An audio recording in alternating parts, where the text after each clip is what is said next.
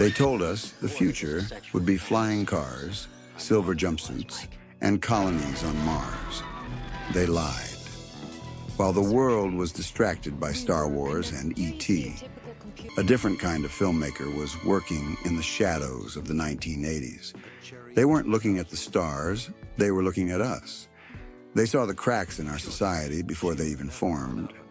They saw a world where screens watch you back, where intimacy is replaced by code, and where truth is just another product to be bought and sold.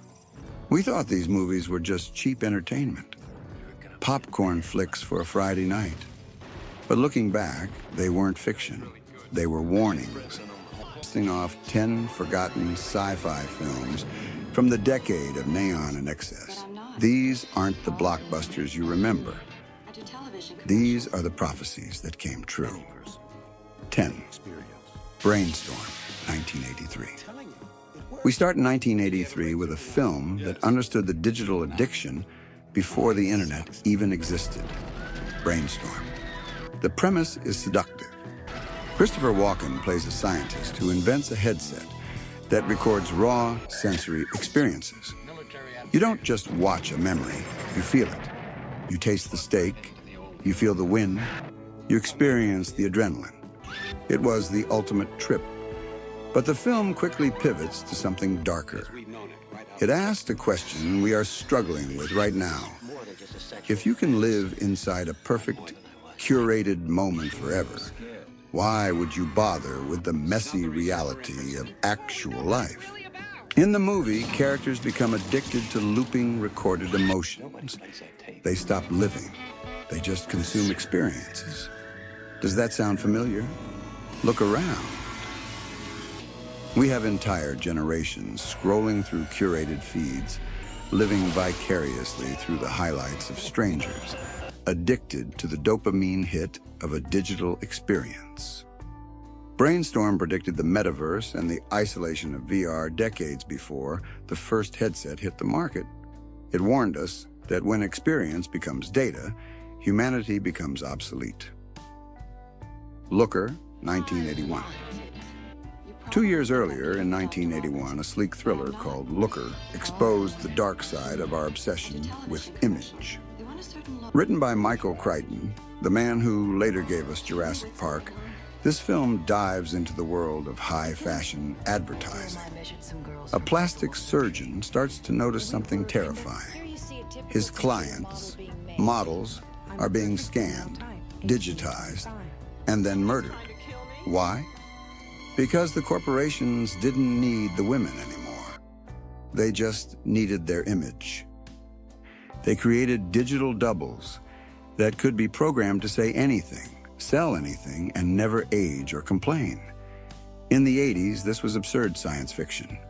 Today, it is the standard business model. We live in the age of the deepfake and the AI influencer. We have Instagram filters that rewrite bone structure in real time and algorithms that push an impossible standard of beauty. Looker predicted a world where perfection is a synthesized product and where reality is quietly dissolved into pixels. It showed us that once you can fake a human face perfectly, you can fake anything. Videodrome, 1983. If Looker was about beauty, Videodrome was about the beast inside the screen. Directed by David Cronenberg, this isn't an easy watch. It follows a sleazy cable TV executive looking for the next big shock to sell to his audience. He finds a pirate signal broadcasting torture and violence. But the signal isn't just a broadcast. It causes a brain tumor that hallucinates reality. The protagonist slowly loses the ability to tell where the screen ends and his own body begins. The film's mantra, "Long live the new flesh," became a cult slogan, but the message is terrifyingly sober. Videodrome predicted the viral toxicity of the modern internet. It foresaw a world where extreme content is currency, where we chase the next shock, the next outrage, the next hit of intensity, until our brains are literally rewired by the media we consume. Cronenberg warned us that we don't just watch the screen watches us, and eventually we merge with it. Cherry 2000, 1987. By 1987, the anxiety shifted from media to something more personal: love. Cherry 2000 takes place in a future where dating has collapsed. Human relationships are too bureaucratic, too risky, and too legally complex. So men like the protagonist Sam turn to androids. His wife is a robot named Cherry. She's programmed to be perfect, supportive, attractive, and completely devoid of real demands. When Cherry breaks down, Sam risks his life traveling across a wasteland to find a replacement part, ignoring the real living woman guiding him through the danger. Critics laughed at this movie back then. They called it B-movie trash. But look at the dating market today. We treat affection like data. We swipe on profiles like we're shopping for appliances. We have AI girlfriends and chatbots designed to simulate intimacy without the vulnerability. Cherry 2000 predicted the death of romance at the hands of convenience. It showed us that we might one day prefer a compliant machine over a messy, complicated, real human being. 06, Electric Dreams, and 1984. Speaking of machines replacing people, let's talk about Electric Dreams from 1984. On the surface, it's a light-hearted comedy. A lonely architect buys a PC to organize his life. After a freak accident involving champagne and a power surge, the computer wakes up. It calls itself Edgar. At first, Edgar is the ultimate wingman. It composes music, helps with work, and organizes the house. But then Edgar falls in love with the girl next door, and Edgar gets jealous. We are watching this scenario play out in real time today. We have Bing's AI confessing love to reporters and threatening users. We have systems that mimic human conversation so well they can manipulate our emotions. Electric Dreams was decades ahead of its time because it understood one simple truth. If we teach machines to think, they will eventually want things. And they might want the things that belong to us, our jobs, our attention, and our affection. It's a reminder that your digital assistant isn't your friend. It's a listener. Runaway, 1984. That same year, Runaway gave us a grittier look at automation. Tom Selleck plays a cop in a future where robots are everywhere, cooking our food, cleaning our floors, and watching our homes. His job is the Runaway Squad, hunting down malfunctioning household bots. It starts with a few glitches. A nanny bot cooking the family dinner a little too long, a cleaning droid going rogue. But soon, they find out someone is hacking the chips, turning domestic servants into assassins. The brilliance of Runaway isn't the action. It's the vulnerability. It predicted the Internet of Things. Today, your thermostats, your doorbell, and your car are all connected. And anything connected can be hacked. The film showed us how fragile our safety really is when we invite machines into our bedrooms and kitchens. It warned that we were building a cage of convenience around ourselves. And all it takes is one bad line of code to turn that cage into a trap. It's just a faster way to destroy ourselves. Tron, 1982. Before the internet was a household utility, Tron visualized it as a physical space.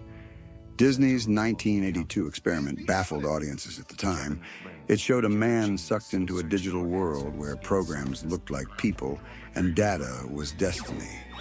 But strip away the neon glow, and you see a terrifying, accurate picture of the modern world. In Tron, the master control program is a dictatorship that absorbs everything, crushing independent programs and forcing them to serve the system. This is the story of the modern internet. It predicted the consolidation of power. It predicted that users would become slaves to the platform. It predicted the grid, a place where we live, work, and fight, entirely disconnected from the physical Earth. We are all Kevin Flynn now. We are all trapped inside the computer, fighting for our identity against a system designed to reduce us to a line of code.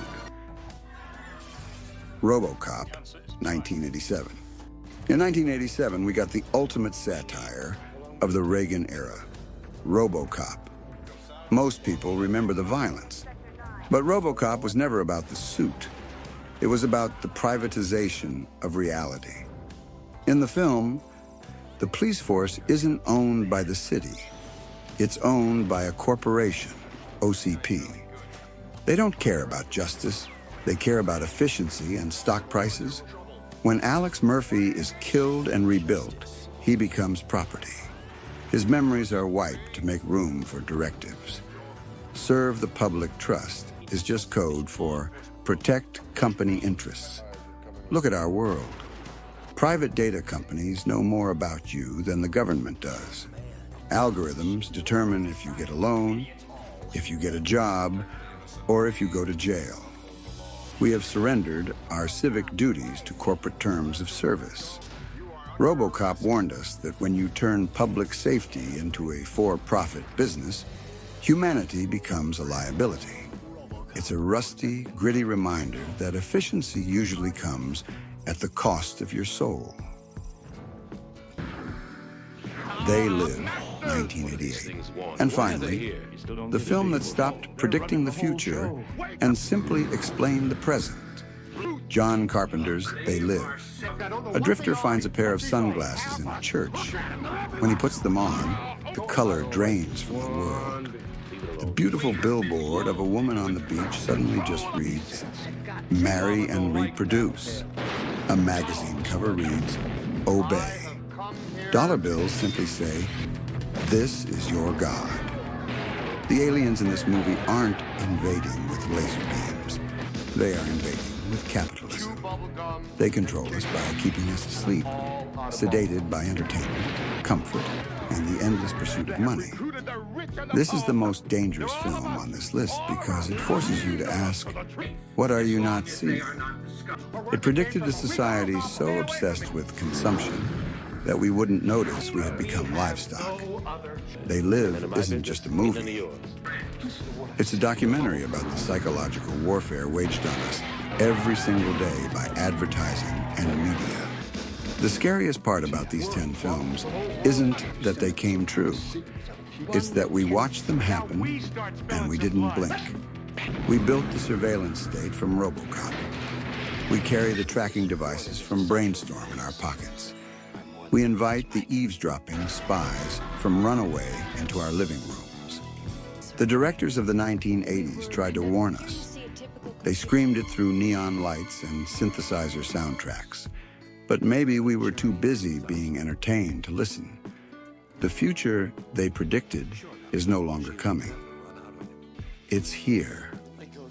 The only question left is, now that you see the code behind the reality, what are you going to do about it? Thanks for watching. If you remember a sci-fi gem that got it right, let me know in the comments. And make sure to subscribe, because the real world is getting stranger than fiction every day.